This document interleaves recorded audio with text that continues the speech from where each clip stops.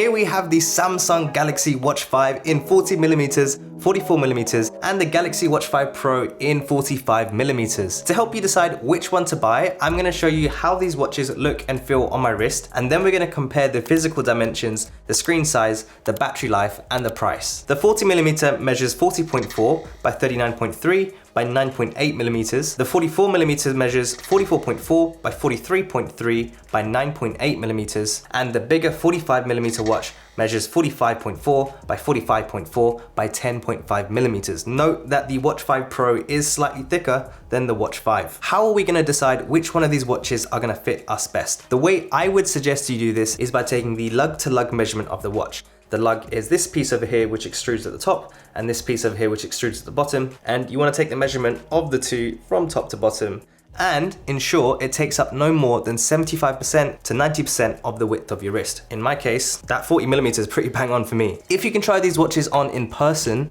that is going to be the best way to know which one of these are going to fit you. However, if you're at home and you want a good approximation, another way we can do this is by measuring the circumference of your wrist. So you would take a tape measure, you place it flat on your wrist, loop it all the way around, make sure it's tight, and then read the measurement of that tape measure. My wrist measures 160mm all the way around. As a general guide, if your wrist is between 14cm and 17cm, try the smaller Galaxy watch. If your wrist is between 18cm and 21cm, you can technically choose between all three of these watches. They might well fit you. However, what I would consider is the shape of your wrist might matter more at this point. If you have a really wide wrist, you could probably suit a bigger Galaxy watch. But if you have a not so wide wrist, like a very narrow wrist, but it's still got a good circumference, then the smaller Galaxy watch might fit you better. That one's a little bit of a gray area, but those are some things to keep in mind. But if your wrist is 21cm or bigger, then I would suggest you try the bigger Galaxy watch out. Now, of course, like I said, that is a general guide. You might find that you want a bigger watch on your smaller wrist or vice versa. It's totally up to you. It's completely subjective. Take what I said with a pinch of salt. Something else to consider here is the weights of these watches. The Galaxy Watch 5 are made from aluminium and the Watch 5 Pro is made from titanium. And what that means is that the smallest of the Galaxy Watch 5s weighs 29 grams, and then the bigger Galaxy Watch 5 over here weighs 34 grams, and the biggest Galaxy Watch 5 Pro weighs 47 grams, which is pretty good going. For context, the bigger Apple Watch Series 7 weighs 52 grams, which is 5 grams heavier than the Galaxy Watch 5 Pro,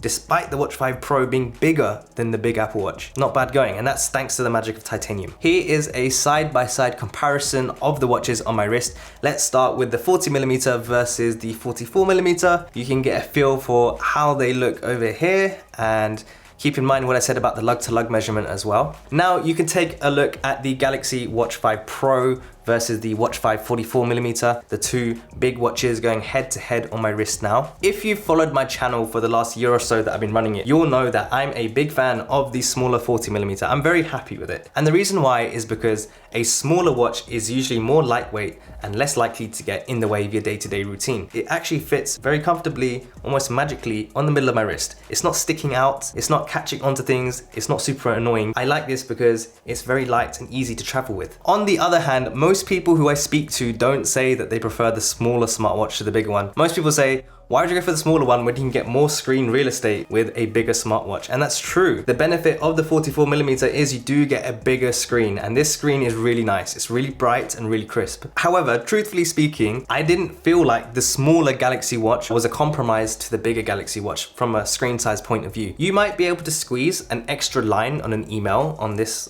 display versus the smaller one. But for most applications, most tools, and most things you're gonna do, you're gonna see the same amount of information on both the screens. Is that extra slightly bigger display really worth it? I don't know. I wouldn't necessarily choose the bigger one thinking I'm gonna fit more stuff on that screen. So the final thing I wanna add about the 40mm and 44mm Galaxy Watch 5s is that they measure 9.8mm thick, or I should say 9.8mm thin. These are the thinnest smartwatches I've used to date, and the benefit of having a thin smartwatch is that it will nicely fit under your jacket cuffs or your hoodie cuffs without catching on so easily. Like, you know, like when you're putting a jacket on, sometimes the watch will catch onto it when you're taking it off, or annoyingly, they leave like an imprint on your wrist when the jacket comes over it, so you can see it sticking out. It's a small thing, but the smaller, thinner Watch 5s over here are something I'm a really big fan of, and it's something else to keep in mind. That now brings us on to the massive 45mm Galaxy Watch 5 Pro, and that is not an understatement. This is a massive watch. I would say this is more similar to a Garmin fitness tracker than it is a traditional smartwatch that you might be familiar with. My suggestion then would be to forget about the fact that there's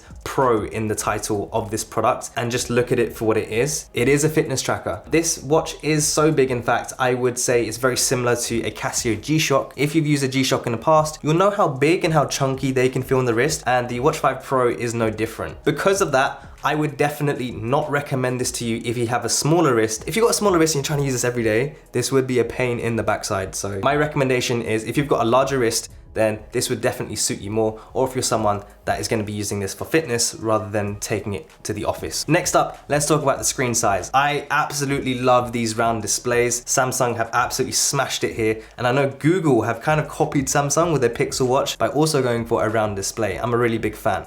Now, the displays we have over here are Super AMOLED panels, and the Galaxy Watch 5 comes with 330 pixels per inch, which means that it's a really sharp display, and the Watch 5 Pro comes with 320 pixels per inch, which is also a really sharp display. Like, yes, it's slightly less, but to be honest, within a range where you wouldn't be able to tell with the naked eye anyway. The difference in screen size between the smaller and the bigger Galaxy Watches over here is 13.6%. Now that's decent, but it's probably not as important as you think it's gonna be for the reasons I mentioned earlier, which is that there's not that much information extra you can fit in that 13%. You can still see the same amount of stuff on the screen at the same time, so it's not a deal breaker in my opinion. None of the Galaxy Watch 5 Pros have a physical rotating bezel this year like they did on the Watch 4s, so that's something to keep in mind. Instead, they have a digital bezel where you press and hold around the outside and you can navigate through apps that way. All three of these watches come with an always-on display, which is now pretty standard across smartwatches. Up next is the battery life, and this is really important for a smartwatch because we want to minimize the number of charges we do with a smartwatch in a week. After all, if you had a normal watch, you'd never have to charge it. So with a smartwatch, it would be ideal if we can charge it less. The battery life is more important to me than the battery capacity.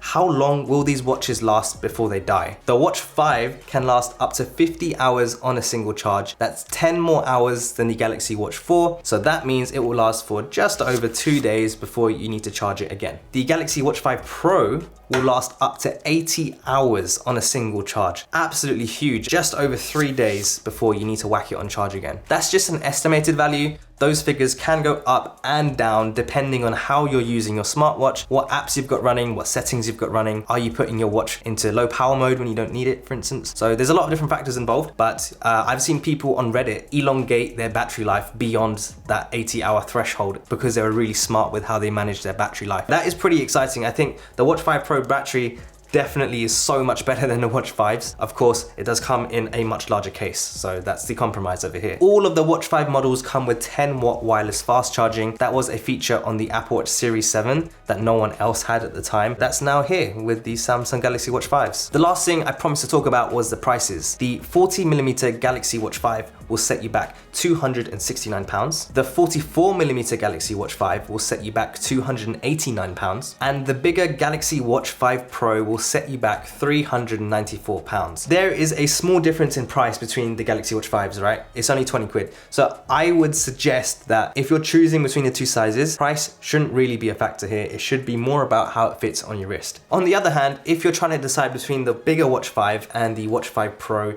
it's not as straightforward. There's a pretty significant price difference here. What is your use case? Are you going to be using your smartwatch as a companion to your watch, where you're going to be answering text messages and checking the weather and doing very basic functions? Or are you looking to use your smartwatch as a fitness tracker? Are you looking to go cycling a lot, to do hiking, maybe swimming, running, using it in the gym? Are you the kind of person that leads that lifestyle who might already have an existing fitness tracker but's not getting the most from it? At the end of the day, you buy a watch or a smartwatch because you intend to use it every single day. So have a think about what your use case is and which of these watches are going to suit you best. Go with what fits you best and what fits your lifestyle best. That means for me, I would choose the 40mm Galaxy Watch 5 Pro. I think this fits my needs just fine, and it also fits my wrist just fine. If you enjoyed this video, you should check out my other videos I make on smartwatches, and I want to say thank you for watching. I really appreciate you supporting the channel.